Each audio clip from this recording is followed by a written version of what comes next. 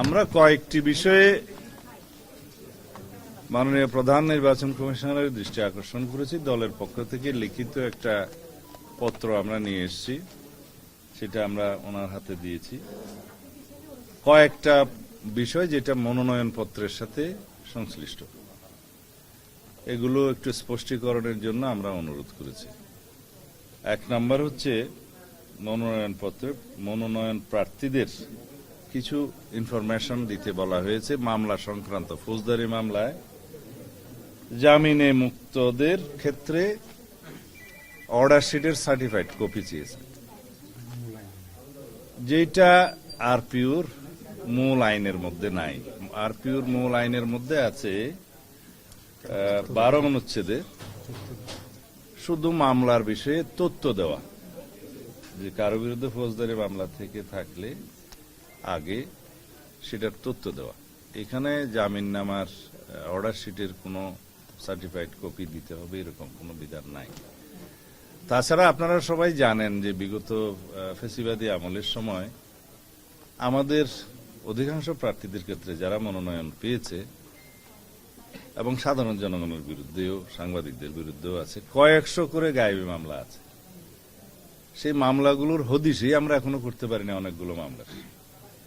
তো সেই জন্য আমরা বলেছি যে মনোনয়ন পত্রে ফৌজদারি মামলার তালিকা অর্থাৎ আরপিও অনুসারে ইনফরমেশনটাই যথেষ্ট, certified copy of bail, bond, এক্সেট এগুলো যেন না চাওয়া হয়।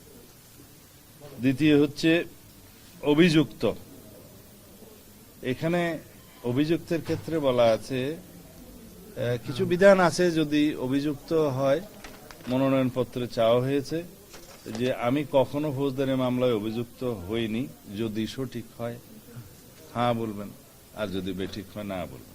তো যেখানে আমরা তথ্য দিচ্ছি মামলার, সে সমস্ত মামলায় অভিযুক্ত যদি শব্দটা প্রযোজ্য হয়, তাহলে সেই অভিযুক্ত শব্দটা আইনের ভাষায় হচ্ছে framing of the charge by the court. এই শব্দটা আছে যে আদালত কর্তৃক অভিযোগ গঠনের ক্ষেত্রে অর্থে সেটা যেন গণ্য করা হয়। তাছাড়া হাজার হাজার মামলায়, শয়ে শয়ে মামলায় কে কার বিরুদ্ধে এফআইআর দিল, কে কার বিরুদ্ধে কমপ্লেন কেস করলো, এগুলো সব চলে আসবে। তো ওনারা এটা পরীক্ষা করে দেখছেন এবং আশ্বাস দিয়েছেন যে ওনারা এটা যথেষ্ট গুরুত্ব সহকারে দেখবেন। 3 নম্বর হচ্ছে ব্যাংক অ্যাকাউন্ট।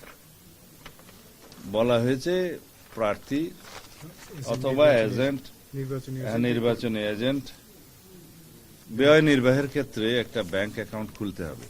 তো বলা হয়েছে, প্রথমে বলা হচ্ছে যে প্রত্যেক নির্বাচনী এজেন্ট বা যে ক্ষেত্রে নির্বাচনী এজেন্ট নেই সেই ক্ষেত্রে প্রতিদ্বন্দ্বী প্রার্থী। তো এটা একটু উল্টিয়ে লিখলে ভালো হয়। সেটা আমরা বলেছি যে প্রথমে একজন প্রার্থী নির্বাচনী চিফ এজেন্ট অথবা এজেন্ট নিয়োগের বিষয়টি আসবে যখন মার্কাটা দেয়া হবে, সেটা জানুয়ারির 20 তারিখ 21 তারিখের দিকে আসবে। তো তার আগ পর্যন্ত তো প্রার্থী নিজেকেই ব্যাংক অ্যাকাউন্টটা খুলতে হবে। তো সেই জন্য আমরা বলেছি প্রথমে লেখেন যে প্রার্থী অথবা নির্বাচনী এজেন্ট। তো এটা খুবই সিম্পল কারেকশন, এটা ওনারা করবেন বলে আশ্বাস দিয়েছেন। তো এই কয়েকটি বিষয় নিয়ে আমরা দৃষ্টি আকর্ষণ করার জন্য, এবং যেহেতু সময়টা খুব কম, ইতিমধ্যে 29 তারিখে শেষ দিন, মনোনয়নপত্র জমা দিতে হবে, একটু দ্রুততার সাথে এই বিষয়টা স্পষ্টীকরণের জন্য আমরা ওনাদেরকে অনুরোধ করেছি। ধন্যবাদ। কারণ নির্বাচনের পরিবেশের কি হয়েছে,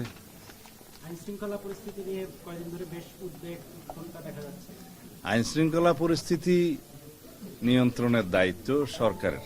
নির্বাচন চলাকালীন সময়ে নির্বাচন কমিশন যেভাবে চাইবেন সেভাবে কর্মকর্তাদের নিয়োগ বদলি এই সমস্ত হয়, আর কিছু কিছু বিধান আছে প্রশাসনিক কাজে, তাদের এখতিয়ার থাকে, কিন্তু প্রাইমারিলি সবকিছু সরকারের দায়িত্ব। এই ক্ষেত্রে আমরা নির্বাচনী পরিবেশ সুষ্ঠু থাকুক কামনা করি, আশা করি। সরকারকে আমরা আহ্বান জানিয়েছি এবং জনগণও চায় এবার উৎসবমুখর পরিবেশে স্বাধীনভাবে মুক্তভাবে ভোট দিবে। তো সুতরাং আশা করি আইন শৃঙ্খলা পরিস্থিতির ক্রম উন্নতি হবে।